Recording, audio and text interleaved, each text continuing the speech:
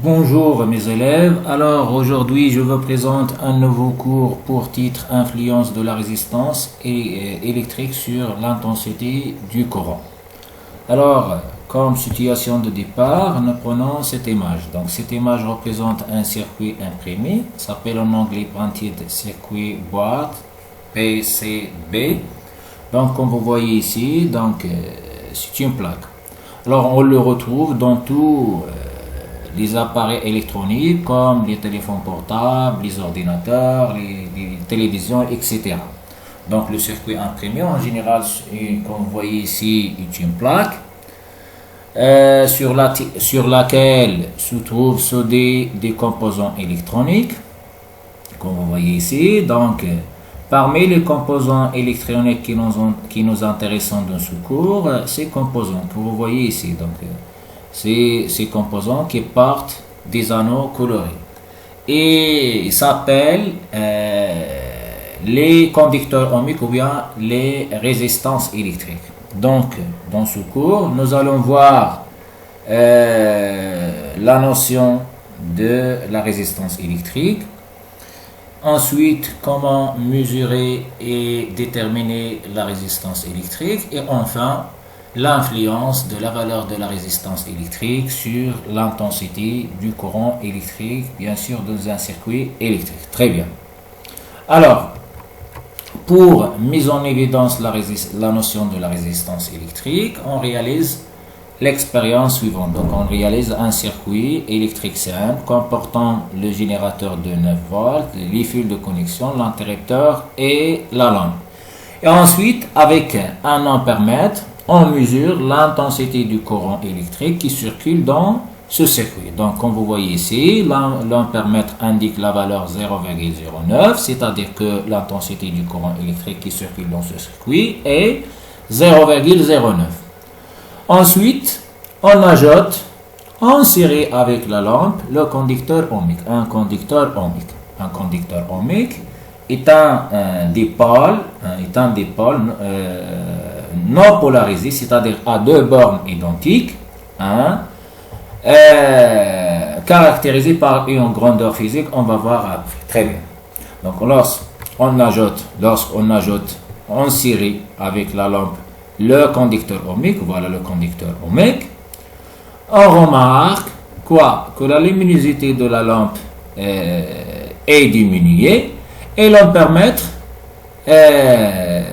indique la valeur 0,04. C'est-à-dire quoi? C'est-à-dire lorsqu'on ajoute le conducteur ohmique, la valeur de l'intensité du courant électrique qui circule dans ce circuit est diminuée.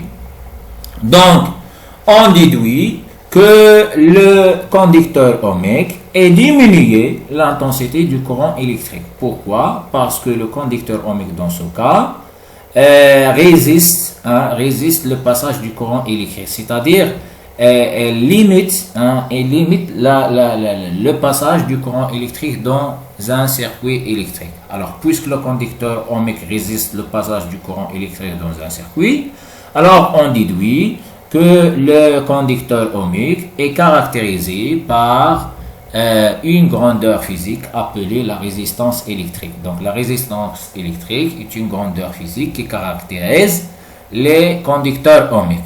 Alors, le conducteur ohmique, comme j'ai dit, est un résisteur. Pourquoi? Parce qu'il résiste le passage du courant électrique dans un circuit. Il est un dipôle non polarisé, c'est-à-dire à deux bornes.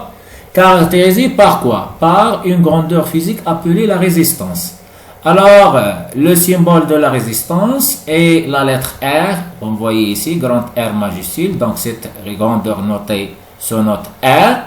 L'unité de la résistance dans le système international est l'ohm.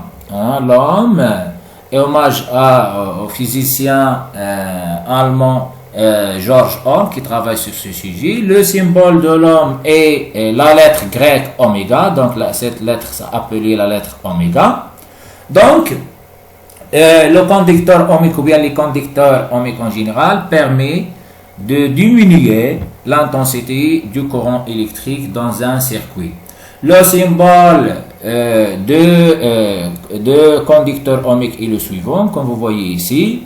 donc est un rectangle avec la lettre R, ce qui signifie que le conducteur ohmique est caractérisé par sa résistance, c'est-à-dire la résistance électrique. Très bien. L'unité de la résistance électrique est là. Alors, on peut utiliser d'autres unités comme par exemple le milliohm, donc 1 petit m oméga sur les milliohms. Donc, 1 milliohm est égal à 0,01 ohm, 1 kiloohm est égal à 1000 ohms, 1 mégaohm est égal à million ohm, 1 gigaohm égale à milliard ohm. Ce sont du multiple ici, multiple de l'ohm. Très bien.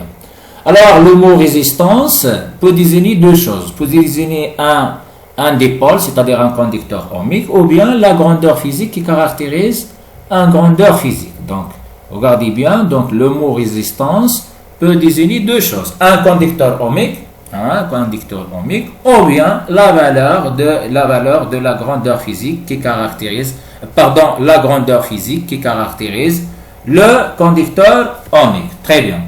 Maintenant, on va voir comment déterminer la valeur d'une résistance électrique. Donc, on va voir comment déterminer la valeur d'une résistance à 4 anneaux. Très bien. Alors, comme vous voyez ici, et comme nous avons vu au départ, les résistances ou bien les conducteurs ohmiques, les résistances électriques portent des anneaux colorés. Très bien. Alors, dans ce cas, cette résistance porte 4 anneaux. Donc, chaque couleur correspond à un chiffre.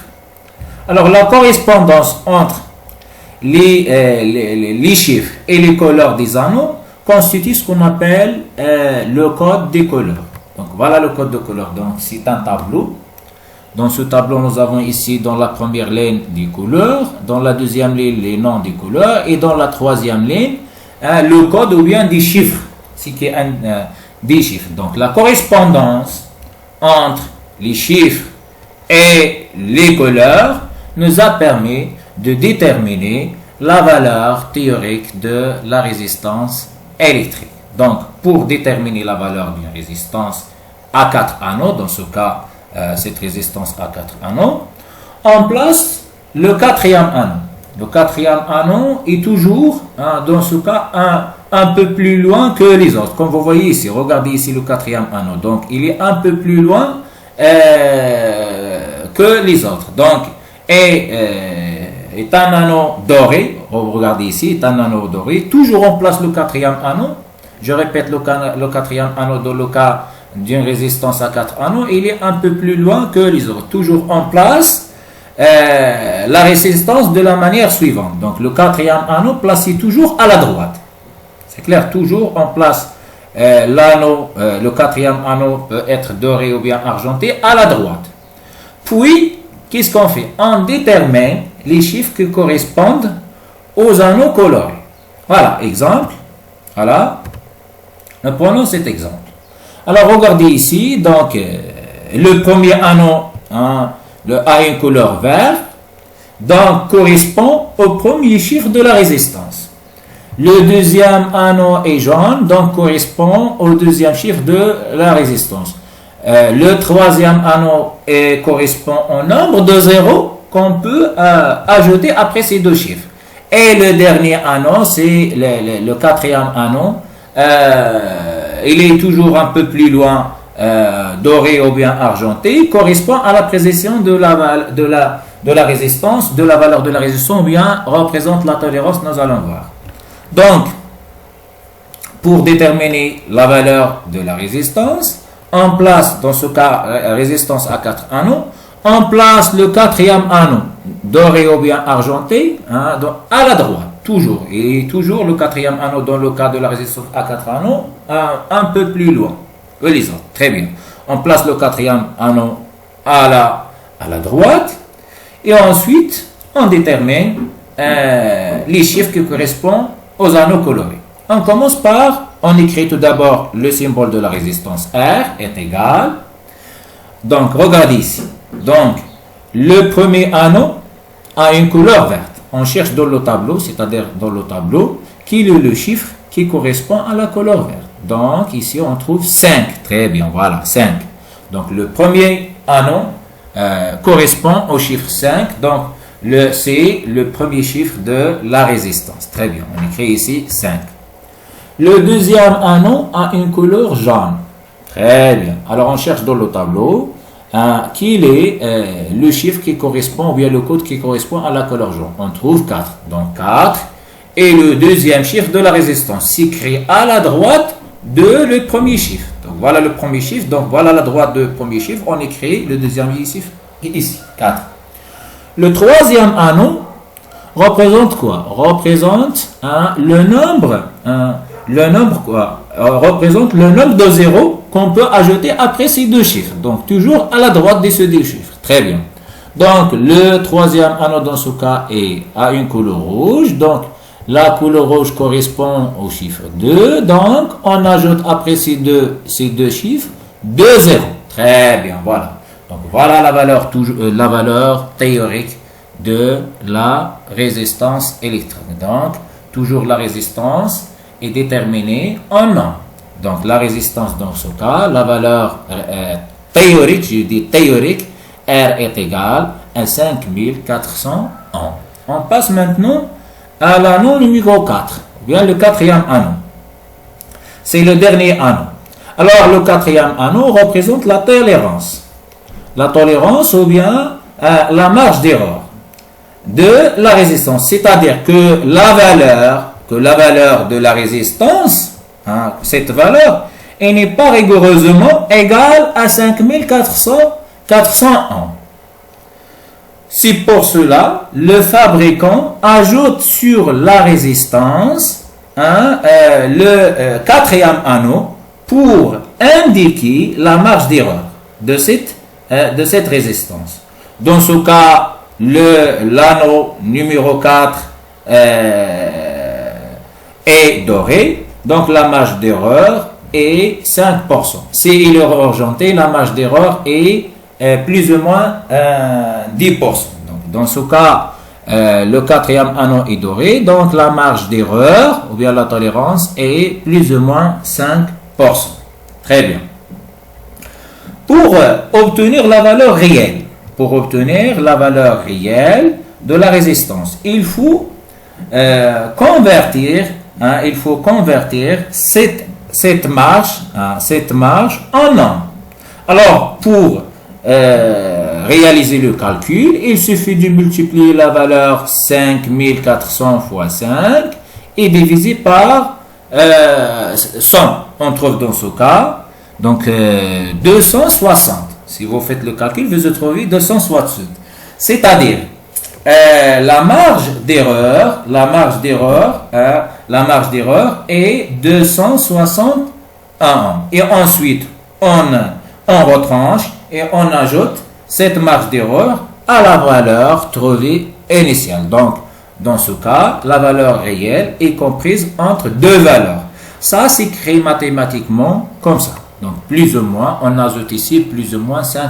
C'est-à-dire la valeur réelle est comprise entre deux valeurs. Très bien. Donc, la résistance exprimée en nombre. Très bien. Passons maintenant à un deuxième exemple. Voilà, on place toujours la résistance. Donc, c'est une résistance à 4 anneaux. Donc, le quatrième anneau toujours est un peu plus loin que les autres, placé toujours à la droite. Et ensuite,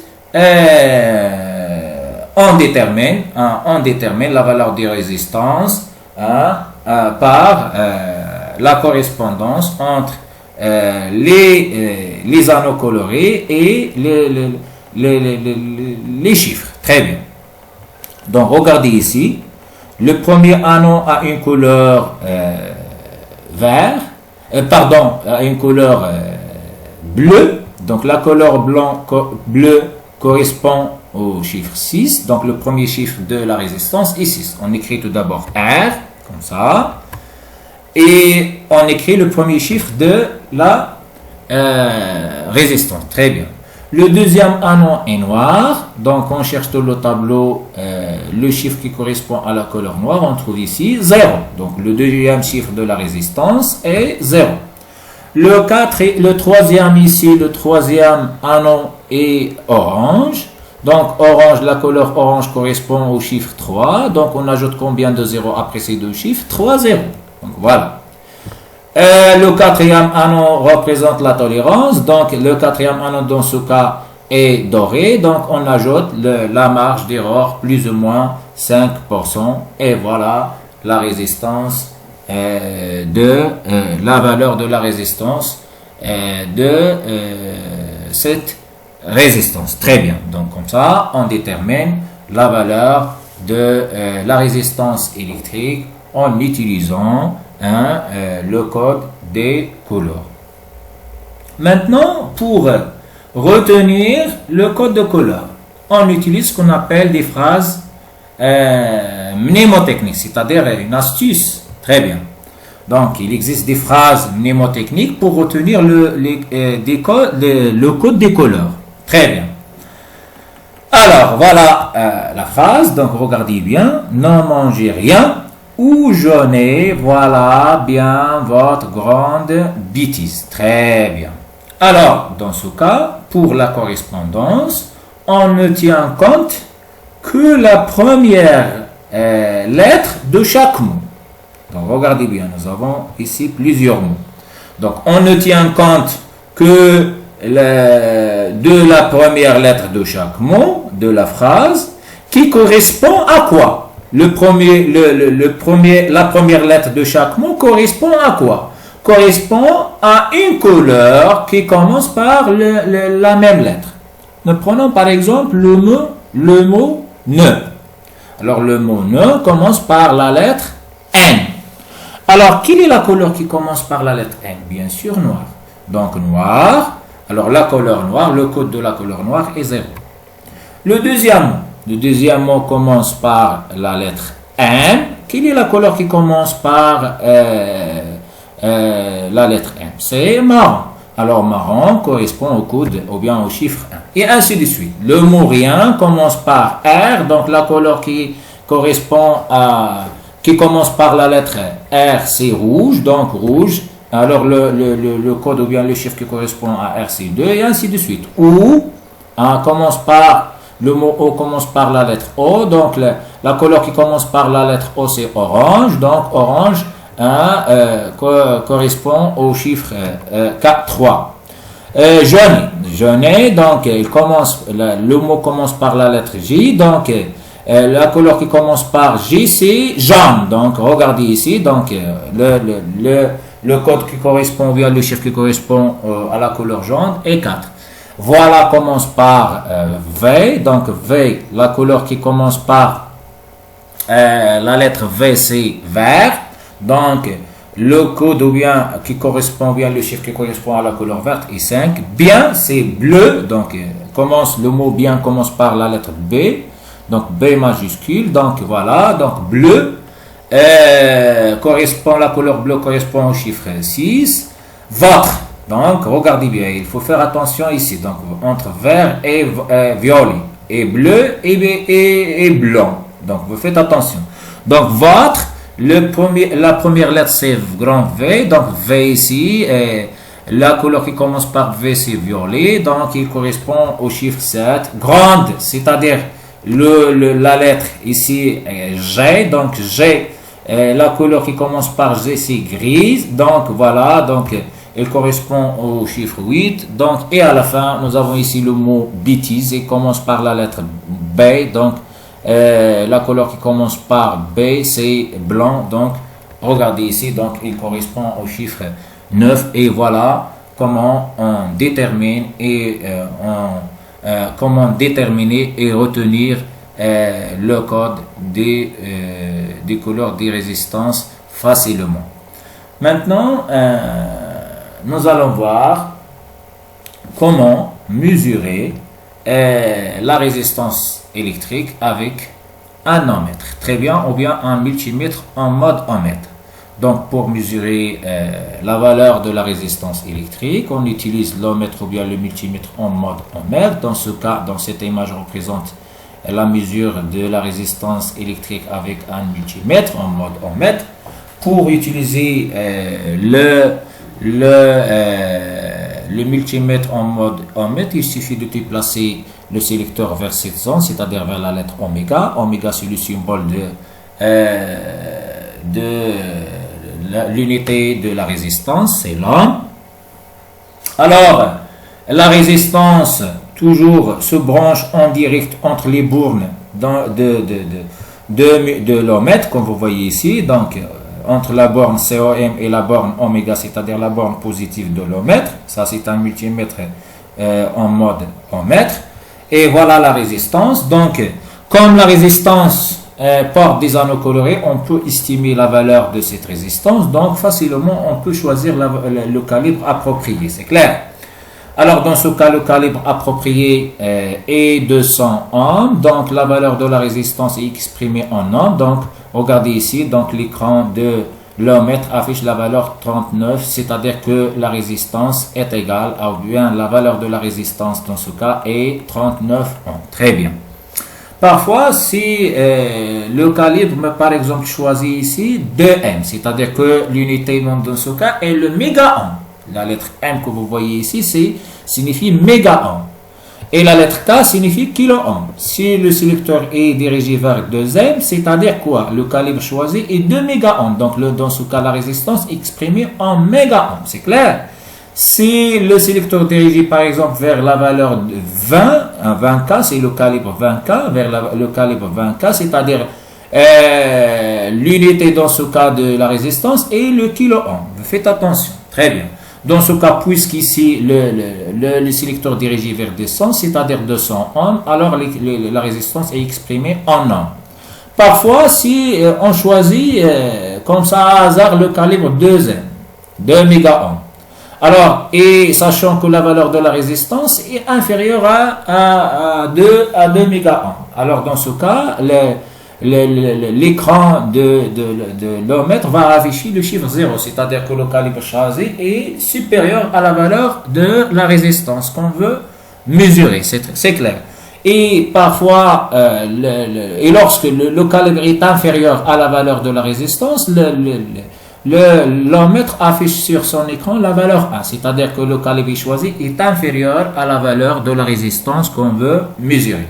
Donc puisque les résistances portent des anneaux colorés, alors c'est facile, on peut estimer la valeur de la résistance et alors on peut choisir le calibre approprié tout simplement. Très bien. Maintenant, on va voir quelle est l'influence de la valeur de la résistance électrique. Nous avons vu jusqu'à maintenant qu'est-ce que c'est que la résistance électrique, comment on détermine la valeur de la résistance électrique en utilisant le code des couleurs. Le code de couleur, je répète, est un code utilisé au niveau international. Et comment mesurer l'intensité, la résistance électrique en utilisant l'ohmmètre. Maintenant, on va voir quelle est l'influence de la valeur de la résistance électrique sur l'intensité du courant électrique. Pourquoi? Parce que les conducteurs ohmiques sont caractérisés par des résistances. Chaque conducteur ohmique a sa propre résistance. Donc, on va voir. Donc, pour établir ou bien mise en évidence l'influence de la valeur de la résistance sur l'intensité du courant électrique, on réalise les deux circuits suivants en utilisant deux résistances différentes. Regardez bien. La résistance 1A, la valeur de la résistance 1A est 10 ohms et la résistance 2 et la valeur de la résistance R2 est 100 ohms. Très bien. On réalise tout d'abord le circuit 1 et ensuite, voilà le circuit 1. Donc voilà la résistance est montée en série et voilà l'ampèremètre pour mesurer l'intensité du courant électrique qui circule dans ce cas. Regardez, R1 est une résistance de 10 ohms. Très bien. Alors, l'ampèremètre dans ce cas, il indique la valeur suivante, 0,08 ampères. Donc, on réalise un deuxième circuit en utilisant la résistance R2. Voilà. Qu'est-ce que vous remarquez ici? Oui. on remarque que l'éclat de la lampe est diminué. Donc en utilisant bien sûr le même générateur, même lampe, très bien, mais même en permettre, mais des résistances différentes. Regardez ici. Alors l'ampèremètre dans ce cas affiche la valeur 0,04. Alors qu'est-ce qu'on peut dire dans ce cas? Oui, ou bien qu'est-ce que vous remarquez? On remarque que l'intensité du courant électrique qui circule dans le montage 2 est inférieure à l'intensité du courant électrique qui circule dans le montage 1. Pourquoi? Parce que tout simplement, la valeur de la résistance électrique dans ce cas est 100 ohms. Et dans le montage 1 est 10 ohms. C'est-à-dire que la valeur de la résistance électrique a une influence sur l'intensité du courant électrique dans un circuit électrique. Plus la valeur de la résistance est plus élevée, plus l'intensité du courant électrique est faible. Et vice-versa, plus la valeur de la résistance électrique dans un circuit électrique est faible, plus l'intensité du courant qui circule dans ce circuit est plus importante. Donc, on déduit que la valeur de la résistance électrique a une influence sur l'intensité du courant électrique. Généralement, les conducteurs ohmiques permettent de diminuer, c'est-à-dire de limiter ou bien de résister le passage du courant électrique dans les circuits électriques. Très bien. Donc, maintenant, je vais vous donner des exercices à faire. Donc, s'il vous plaît, prenez votre cahier de recherche, effectuez les exercices de la page 129. J'espère que vous avez compris. Donc, on va faire la correction des exercices à la prochaine vidéo. Merci de votre attention.